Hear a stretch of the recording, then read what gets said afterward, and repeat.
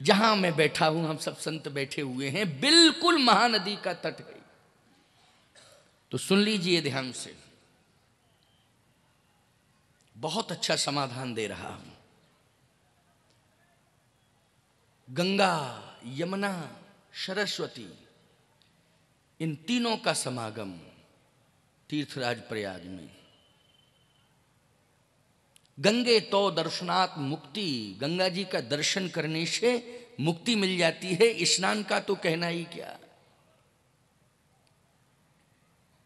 परंतु आप कहोगे स्वामी जी, वो मुक्ति देने वाली गंगा का दर्शन यहां कैसे होगा, कहां होगा? हम महानदी को ही गंगा मान लें। मैं सिद्ध कर रहा हूं प्यारे, वहां 3 नदियों का संगम है, लेकिन यहां संभलपुर में 4 नदियों का संगम है। 4 नदियों का, वहां केवल 3 और यहां 4। प्रमाण दे रहा हूं। देखो, हमारी बात को यदि आप चैलेंज देना चाहो तो फिर आपको यह सिद्ध करना पड़ेगा, क्योंकि मैं सिद्ध कर रहा हूं, प्रमाण दे रहा हूं, प्रमाणित कर रहा हूं। मनमुखी विचारधारा से नहीं, कोई हटवादिता नहीं है, किसी भी प्रकार की जबरदस्ती ना ना ना ना ना। भगवान शंकर कहते हैं, हे पार्वती, धन्य धन्य गिरिराज कुमारी,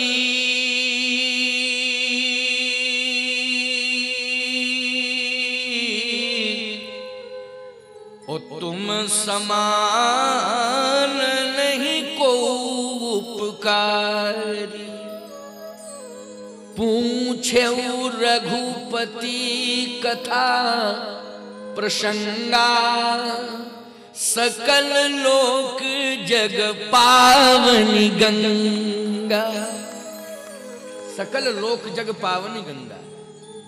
अगर मैं कहता तो मेरी बात आप बिल्कुल ना मानते, लेकिन अगर भगवान श्री गुणेश्वर महादेव यदि कह रहे हैं तो मानना पड़ेगा कि नहीं मानना पड़ेगा? और यदि श्री गुणेश्वर महादेव की बात आप नहीं मानोगे तो फिर घाटे में चले जाओगे। हाँ, क्योंकि इनसे बड़ा साधु दुनिया में कोई दूसरा नहीं है। गूढ़ौ तत्व न साधु, दुरावे आरत अधिकारी जह पावे। इनसे बड़ा कोई साधु नहीं है, ये सबसे बड़े साधु हैं। और इनकी बात यदि तुम नहीं मानोगे तो घाटे में चले जाओगे, क्योंकि जो ना माने साधु सीख, तो लेके कटोरा मांगे भीख। ये साधु कड़ी भाषा है, इसलिए मानना पड़ेगा। तो इन्होंने राम कथा को गंगा के रूप में सिद्ध किया कि नहीं किया? राम कथा को गंगा के रूप में प्रतिष्ठापित किया, क्योंकि पूछे रघुपति कथा प्रसंगा,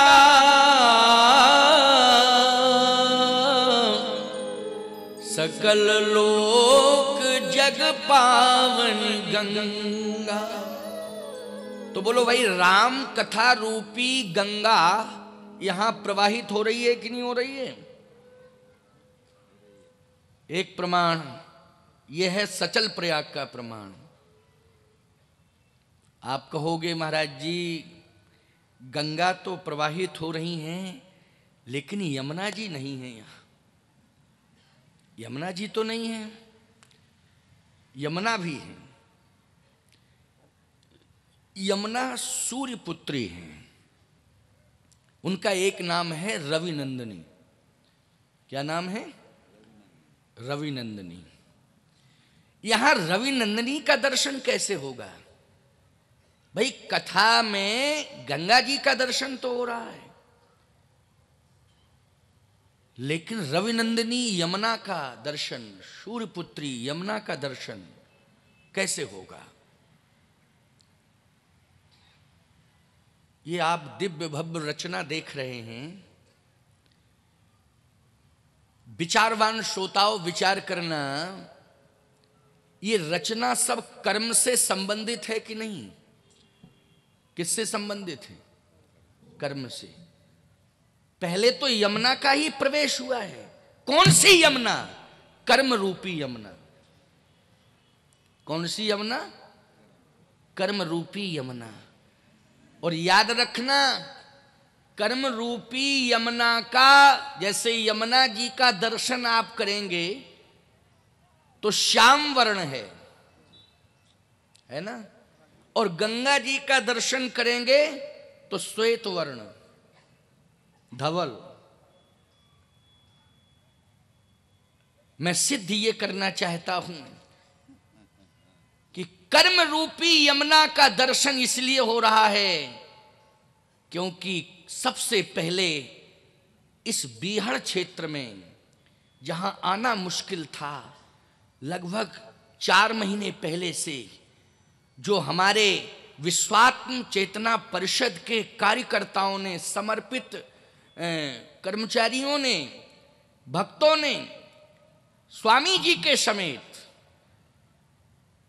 स्वामी जी का बौद्धिक सुझाव रहा और इन सभी परिषद के लोगों का, यज्ञ समिति के लोगों का, गुणेश्वर महादेव के ट्रस्टियों का, सदस्यों का, उनके समर्पित भक्तों का, बोलो श्रम और कर्म जुड़ा रहा कि नहीं जुड़ा रहा? और देखा होगा आपने कि जो श्वेत वर्ण के गौरांग थे, कर्म करते करते 4 महीने में श्याम वर्ण के हो गए।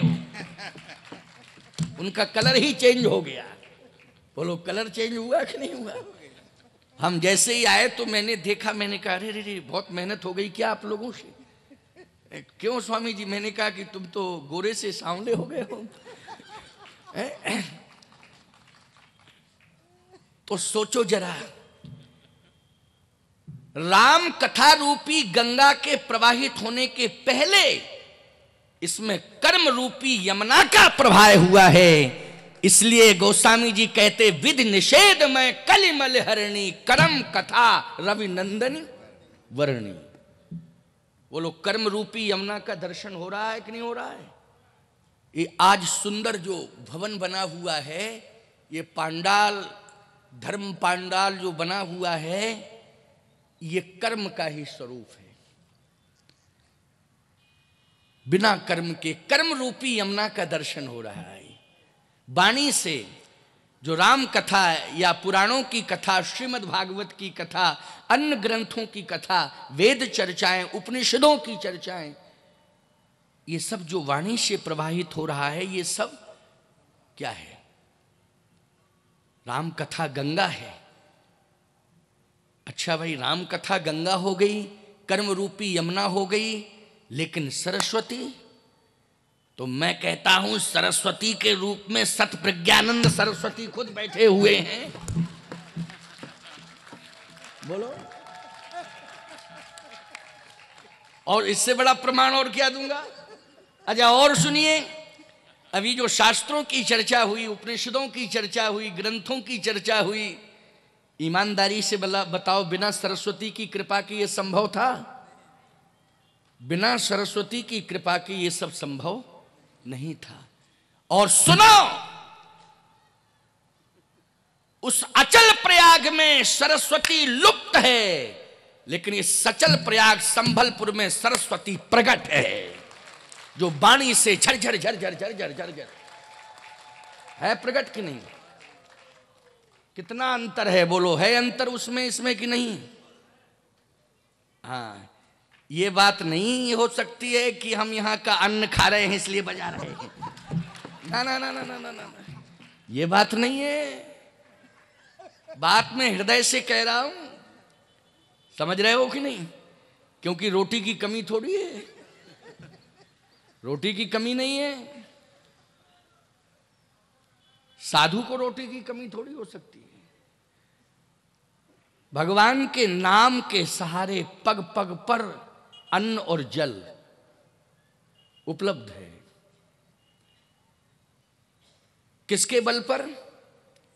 होंतों में खर को अश्वार पर तेरे ही नाम गयंद चढ़ायो।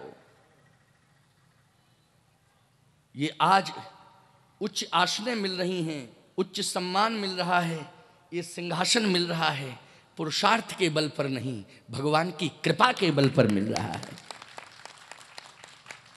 होंतों में खर को अश्वार पर तेरे ही नाम गयंद चढ़ायो। तुलसीदास जी कह रहे हैं, मैं इस सम्मान के लायक नहीं था, लेकिन आपके नाम ने मुझे हाथी पर बिठा दिया, गयंद चढ़ायो। चाटत रहो स्वान पातर जिम, ये दैन्य भाव है श्री तुलसीदास जी का। चाटत रहो स्वान पातरी जिम, तहु न पेट भरोसो। मोरे तो राम को नाम कल्प तरु, कर कल्याण फरोसो। राम जी का नाम तुलसी तेरे जीवन में कल्प वृक्ष हो गया। तूने जो भी मांगा वो मिल गया। कल्प वृक्ष के नीचे बोलो सब कुछ मिल जाता है कि नहीं। ये सचल प्रयाग में सरस्वती प्रगट रूप से दर्शन दे रही हैं, वहां लुप्त हैं। एक बड़ा सुंदर व्यंग है पंडित मदन मोहन मालवीय जी का, उसको सुन लीजिए, और वो तीर्थराज प्रयाग का है। पंडित मदन मोहन मालवीय जी की मां का देहांत हुआ तो उन्होंने काशी के विद्वानों से कहा कि काशी में मृत्यु हुई, काशी मरणान्न मुक्ति, काशी में मृत्यु होती है तो मुक्ति तो अवश्य ही मिलती है, लेकिन शास्त्र की मान्यता है कि अस्थि विसर्जन प्रयाग में होना चाहिए। इसलिए मैं उस मर्यादा का पालन कर रहा हूं, अस्थि विसर्जन मां का प्रयाग में जाके करूंगा। तो काशी के पूरे संपूर्ण विद्वान सब पंडित जी के साथ, महामना मदन मोहन मालवीय जी के साथ संगम तट पर पहुंच गए। अब बहुत ध्यान से सुनना ये बात। और पंडित जी ने जैसे अस्थि विसर्जन करना चाहा तो काशी के विद्वानों ने वैदिक परंपरा की प्राथमिकता को रखना चाहा। उसी समय पंडे आ गए वहां काशी वो प्रयाग के। वो पंडों ने कहा रुको रुको रुको रुको, ये घाट हमारा है, हम इसके पंडे हैं। ये अस्थि विसर्जन की जो परंपरा है उसका निर्वाह हमारे द्वारा होना चाहिए, ना कि काशी के पंडितों के द्वारा। ये हमारा मूल अधिकार है, हम इसको खोने नहीं देंगे और आपको अस्थि विसर्जन भी नहीं करने देंगे, क्योंकि हमारा घाट है, हम इसके पंडे हैं। पंडों का झंडा और पुलिस का डंडा, हाँ, है ना, इससे दुनिया डरती है। काशी के पंडितों ने कहा सुनो, शर्त एक है, अगर मंत्रों में अशुद्धि हुई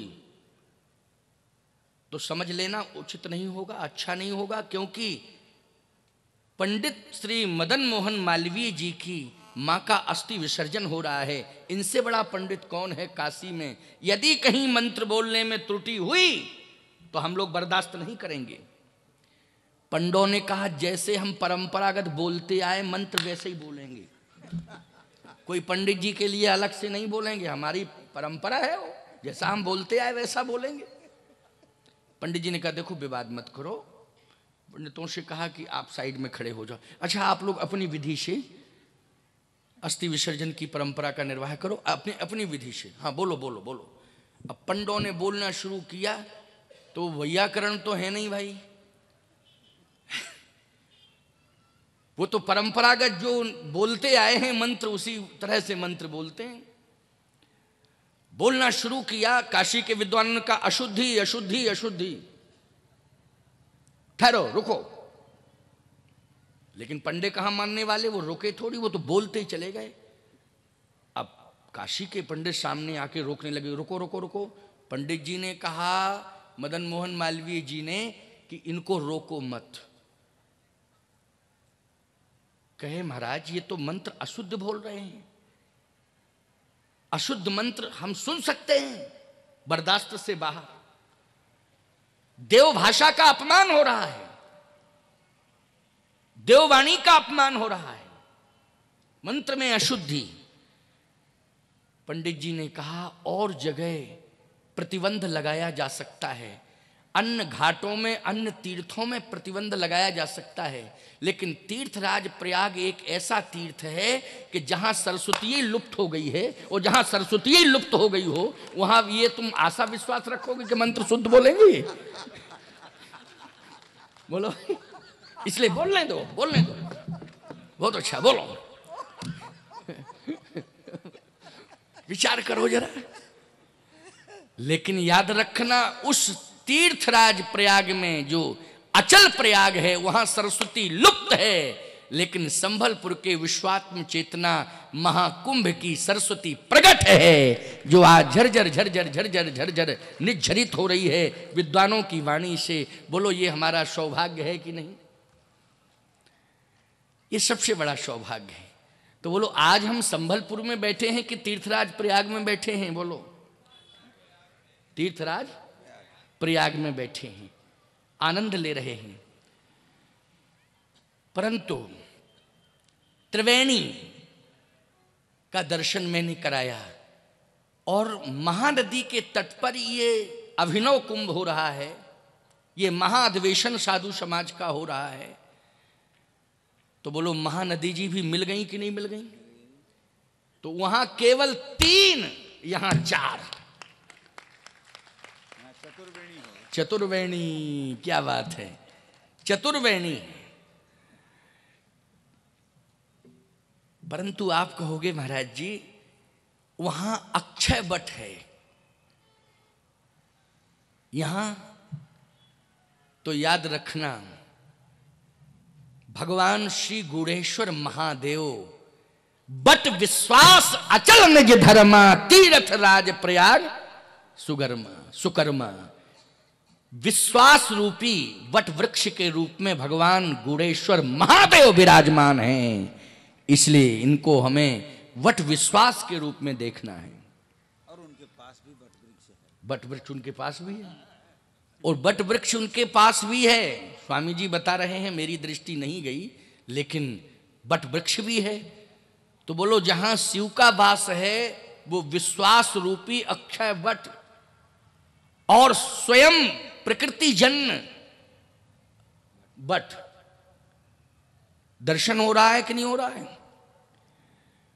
वहां तीर्थराज प्रयाग में केवल एक भरद्वाज मुनि निवास करते हैं, लेकिन यहां आज सैकड़ों की संख्या में संत भरद्वाज के रूप में बैठे हुए हैं। बोलो भाई, ये उस प्रयाग अचल प्रयाग से भी ज्यादा महत्वपूर्ण है संभलपुर का सचल प्रयाग।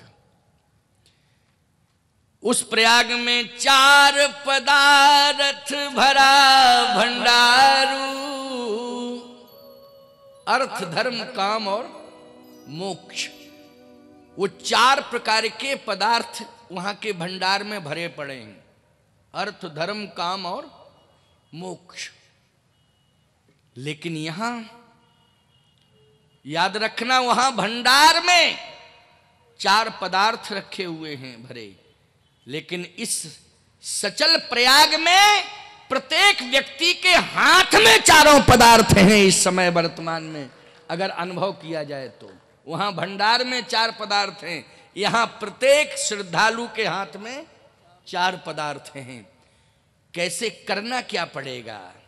बस करना यही पड़ेगा कि संतों के सत्संग के माध्यम से आपको जो संस्कार मिल रहा है, वो संस्कार के बारे में उसकी परिचर्चा करते हुए श्रीमद् गोस्वामी तुलसीदास जी कहते हैं कि संत आपको यही बता रहे हैं कि इन हाथों से तुम्हें क्या करना है जिससे तुम्हारे हाथ में अर्थ धर्म काम मोक्ष आ जाए।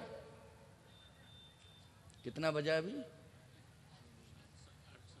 आपका लाइव तो निपट गया।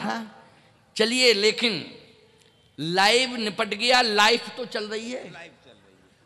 लाइफ बोलो, लाइफ गई, लाइफ बन रही है कि नहीं? बन रही है। हाँ।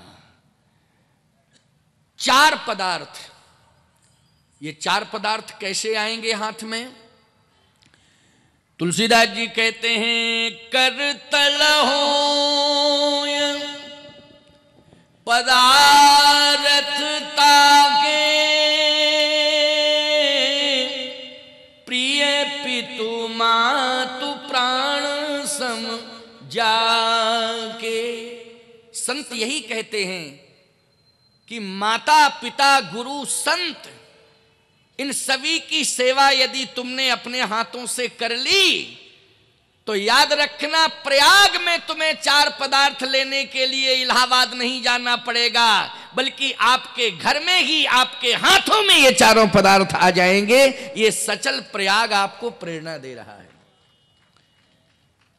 इसलिए प्यारे, भरत जी ने तीर्थराज प्रयाग में पहुंचकर क्या मांगा था? अर्थ धर्म काम मोक्ष? नहीं। अर्थ न धर्म न काम रुचि, गति न चहो निर्वाण, जन्म जन्म रति राम पद, यही वरदान नयान। जन्म जन्मांतरों तक श्री सीताराम जी के श्री चरणार विंदों में मेरी प्रीति बनी रहे। किसके चरणों में प्रीति बनी रहे? भगवान के चरणों में, श्री जगन्नाथ भगवान के श्री चरणों में, श्री गुणेश्वर महादेव के श्री चरणों में, श्री सीताराम जी के श्री चरणार विंदों में, श्री राधा कृष्ण के चरणार विंदों में जन्म जन्मांतरों तक मेरी प्रीति बनी रहे। अब सोचो जरा, भरत जैसा संत मांग रहा है। तीर्थराज प्रयाग ने जैसे ही भरत जी की वाणी सुनी तो तीर्थराज प्रयाग मुक्त कंठ से बोल पड़ा कि तात भरत तुम सब विधि साधु,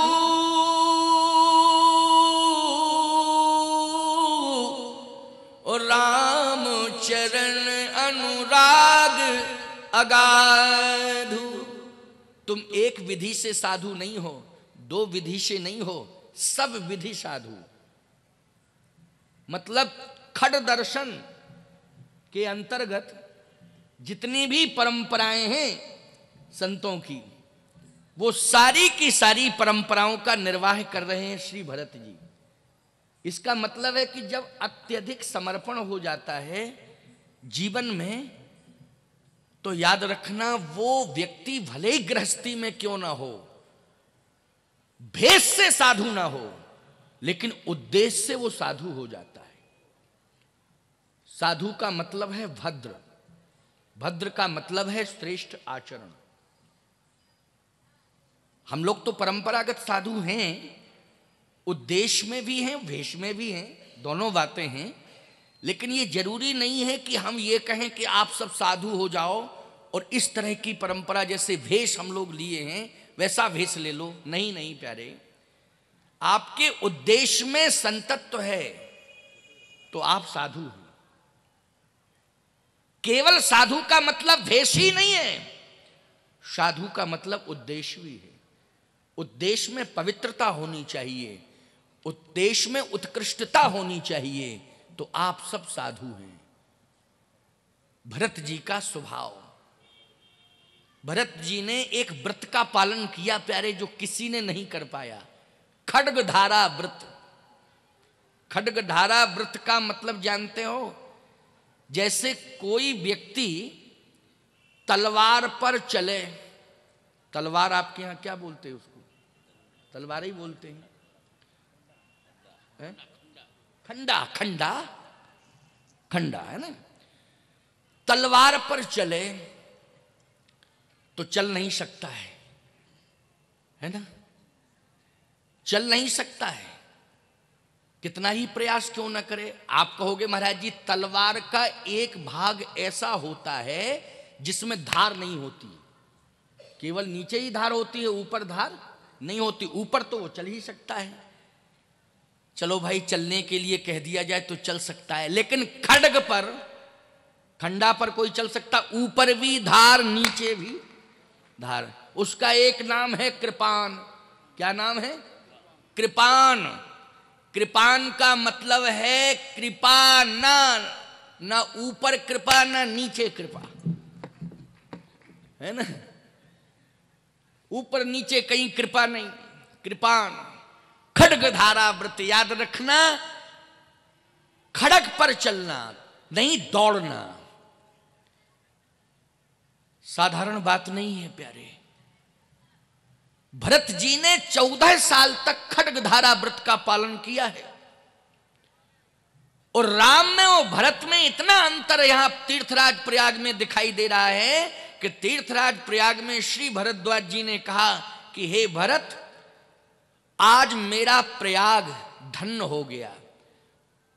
तो वशिष्ठ जी ने कहा जब राम जी पधारे थे, सीता जी के सहित, किशोरी जी के सहित पधारे थे, तो तुम्हारा प्रयाग धन्य नहीं हुआ था? क्या तुम्हारा प्रयाग धन्य नहीं हुआ था? भरद्वाज जी ने कहा हुआ था। हमारा प्रयाग धन्य राम जी के आने से भी हुआ था, क्योंकि सुनहूं भरत हम झूठ न कहीं, उदासीन तापस बन रहीं, सब साधन कर सुफल सुहावा, लखन राम सिय दर्शन पावा। लेकिन तहीं फल कर फल दरस तुम्हारा, उस सहित प्रयाग सौभाग्य हमारा। श्री राम जी के दर्शन का जो फल है वह है हमारी तपस्या। लेकिन तुम्हारा दर्शन उस फल का रस है। फल कर फल, जैसे फल तो आपने सुने, लेकिन फल का फल, तो फल का फल क्या होता है? फल का फल होता है रस। फल का फल क्या होता है? रस होता है। अच्छा एक बात बताएं आपको, आपके लोक जगत से संबंधित, चलो आप समझ लेंगे। जैसे आप संभलपुर के फल बाजार में फल लेने जाएं और किसी दुकानदार से, फल विक्रेता से कहें कि आप मुझे अनार का फल दे दो, तो अनार फल इसकी कीमत क्या है? दुकानदार कहेगा अनार फल की कीमत है 50 रुपया किलो। एक आइडिया दे रहा हूं, ऐसा नहीं है कि मैं बिल्कुल कंफर्म रेट बता रहा हूं, नहीं तो कहो कि लो बाबा जी झोंकते चले जा रहे हैं, इनको रेट ही पता नहीं है कि अनार क्या भाव है। एक अनुमान बता रहा हूं प्रमाण के लिए, क्योंकि हम फल खरीदते थोड़ी हैं, हमको तो अपने आप ही लोग दे जाते हैं, है नहीं। अच्छा जब लोग फल देते हैं तो कहते हैं महाराज जी अब आप आशीर्वाद दो। हमने कहा जब तुमने ही हमें फल दे दिया, हम क्या फल दें तुम्हें? जब फल तुमने ही दे दिया है, अब हम फल क्या दें तुमको? ये आमोद प्रमोद है मेरा। आपने कहा कि मुझे अनार चाहिए, दुकानदार ने कहा कि 50 रुपया किलो। ठीक है ये 50 रुपए लो। उसने 1 किलो अनार तौल दिया, कहा लो। बगल में जूस की दुकान है, फलों के जूस की दुकान, रस की दुकान, जूस मानी रस, रस की दुकान बिल्कुल बगल में ही लगी है। आपने कहा कि 1 किलो अनार का जूस दे दो, तो उसने 50 रुपया फिर निकाला, क्योंकि उसे पता था कि अनार 50 में मिला। उसने 50 रुपया। दुकानदार बोला तुम्हारा दिमाग खराब है क्या? 50 रुपया किलो नहीं है अनार का जूस, 100 रुपया किलो है, हमें 100 रुपया चाहिए। अब आप कहो वाह, अनार 50 रुपया किलो, अनार का जूस 100 रुपया किलो। इसलिए कि अनार फल का कुछ ना कुछ भाग त्याज्य है, कुछ ना कुछ। बोलो है, सब कुछ ग्राही तो नहीं है। एक सज्जन बोले महाराज हम तो अनार का फल ऐसे ही खा जाते हैं। हमने कहा तुम पूरा पेड़ खा जाया करो अनार का, हमें इससे क्या लेना देना? तुम पागल है क्या कि सब कुछ खा जाते हैं अनार का? है इल्का छिलका सब, हमने कहा पूरा पेड़ खा जाया करो। और मैंने कहा तू तो पेड़ खा सकता है, लेकिन नेता तो पूरा देश खा गए हैं? खा गए कि नहीं खा गए? और आपको हम क्या बतावें, लालू तो चारा खा गया पूरा है। सोचो जरा। एक बार पत्रकारों ने कहा महाराज जी लालू जेल में, वो पत्नी मुख्यमंत्री। हमने कहा पत्नी का नाम क्या है? बोले राबड़ी देवी, उसकी पत्नी का नाम था राबड़ी देवी। है अच्छा अच्छा अच्छा अच्छा अच्छा, तो है, हमें ये पता नहीं था। अच्छा है तो अच्छी बात है, चलो है ना, मरी नहीं है ना? अभी भी है, अभी भी है, कोई बात नहीं, कोई बात नहीं। हमें क्या पता था कि जिंदा है अभी वो। कहे महाराज जी वो राबड़ी मुख्यमंत्री बन गई। मैंने कहा चारा खाता है पशु और फिर देता है दूध, फिर उससे बनती है राबड़ी।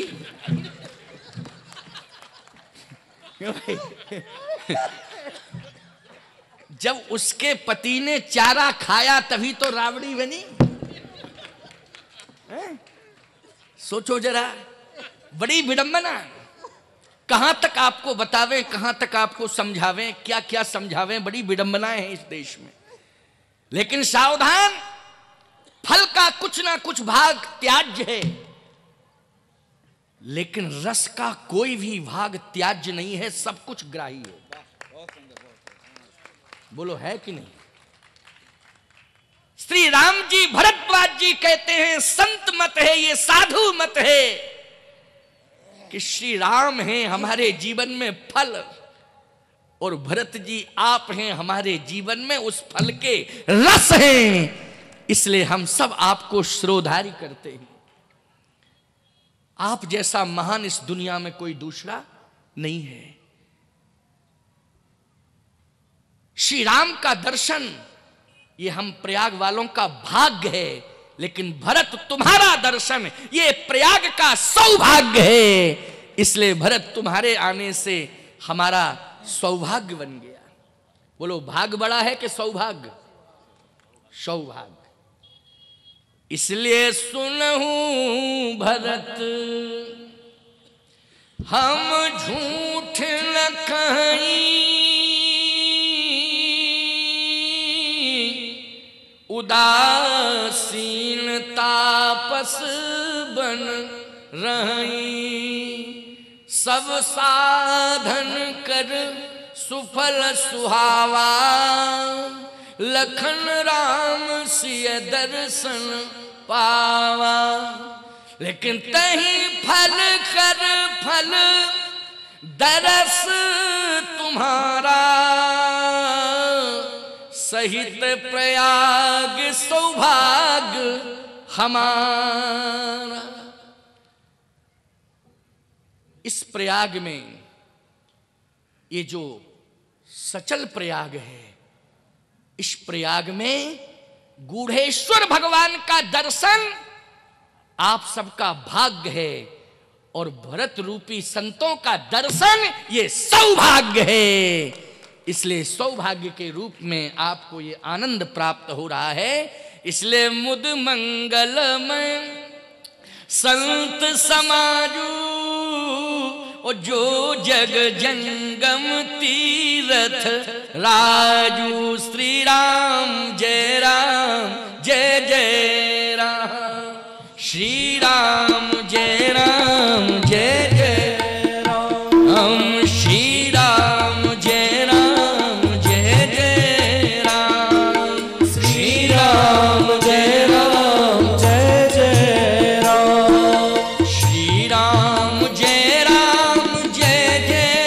राम, श्री राम जय जय राम, श्री राम जय जय राम, श्री राम जय जय राम, श्री राम जय जय राम, श्री राम जय जय राम, श्री राम जय जय राम, श्री राम जय जय राम। सनातन धर्म की जय, श्री यज्ञ नारायण भगवान की जय, श्री गंगा माता की जय, गो माता की जय, जन्मधात्री माता की जय, शमलेश्वरी माता की जय, भारत माता की जय, समस्त संत समाज की, यज्ञ भगवान की जय। जय जय सीताराम, जय जय सीताराम, जय जय सीताराम, हर हर महादेव।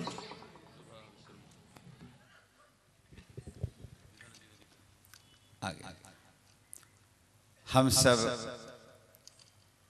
अनंत श्री विभूषित जगत गुरु रामानंदाचार्य जी महाराज के चरणों में,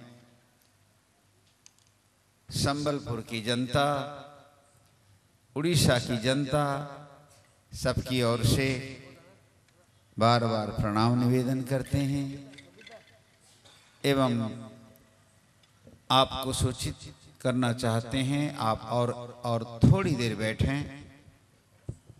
कल से हमारे और पूज्य संत आ रहे हैं, प्रतिदिन आ रहे हैं। जैसे समुद्र की जैसे नदी की धारा निरंतर बहती रहती है, ऐसे ही इस प्रयाग में, सचल प्रयाग में भी निरंतर संतों की धारा प्रवाहित है। उसके साथ साथ अभी और 2 मिनट बैठे आप। एक बच्ची आपको संतों के सामने अपनी छोटी सी प्रतिभा प्रदर्शित करना चाहती है। और कल आपने देखा था विश्वात्म विद्या मंदिर की एक बच्ची को, हाँ, तो अभी उसके पहले एक छोटी सी, कहाँ रखे हो उसको, यहाँ रख, हमने बहुत साल पहले हिंदी में ही श्री राधा तत्व पर एक प्रवचन दिया था। उसको उस समय हिंदी में छापे थे और हमारे श्रद्धेय मोहनदास ठाकुर जी उसको भावानुवाद उड़िया में किए थे। उसका संस्करण पुनः यहाँ एक बार फिर से प्रिंट होकर के आया है। हम परम पूज्य परमहंस प्रज्ञानानंद जी महाराज से निवेदन करेंगे कि आपके करकमलों द्वारा वह पुस्तक उन्मोचित हो। पहले इसका नाम था श्री राधा तत्वदर्शन, अब इसका नाम रूपांतरित होकर के जगत धात्री श्री राधा हो गई है।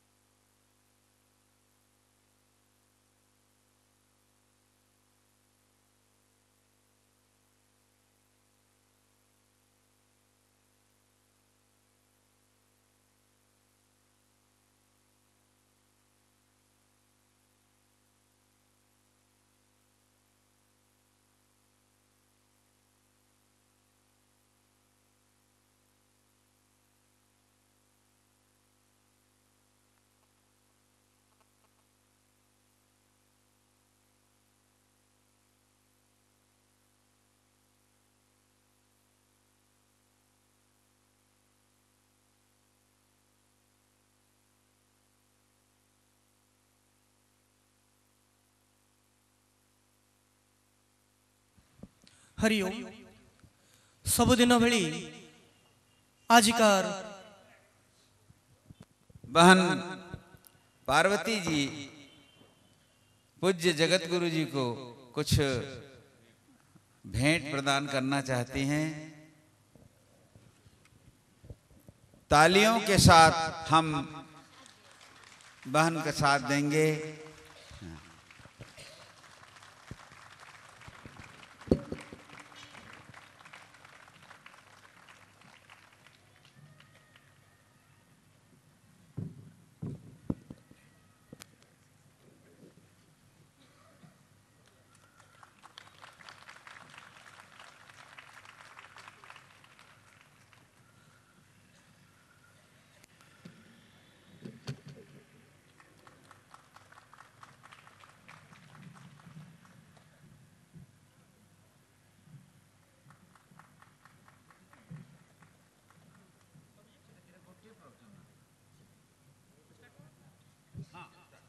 हरिओम सबुदिन भली आज मध्य अंतिम सत्र रे विश्वात्मा विद्या मंदिर बलांगीर आसथिबा भौणी अनुष्का राउत प्रस्तुत करिवे गोटे सुंदर संबलपुरी भजन।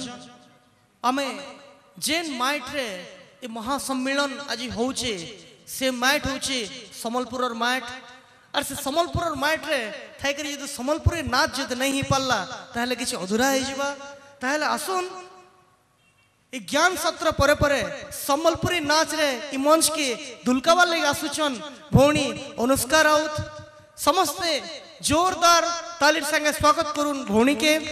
आउ सुनमा में एबे देखमा में गोटे सुंदर सम्बलपुरी नृत्य।